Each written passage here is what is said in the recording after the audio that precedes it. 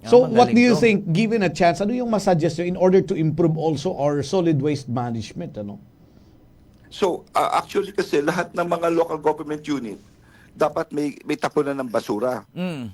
Pero hindi naman kaya ng bawat munisipyo ito, no? At merong mga munisipyo kamukha sa Metro Manila, Mm. talaga wala sila nalagyan ng basura sa lugar nila. Mm. Kaya nagkaroon ng MMDA eh. Mm. So dapat we must be flexible here.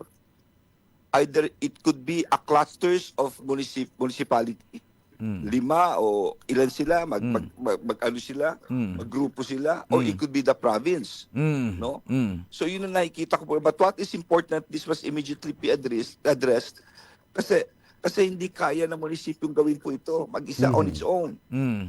So ang nangyayari ngayon, yung mga basurahan ng iba, talagang yung water source natin sa ilalim, yung mga leachate na pupunta ran doon at Correct. sumasama po ang takbo. No? Number two, yung mga sewage, yung iba lalo na sa mga coastal area.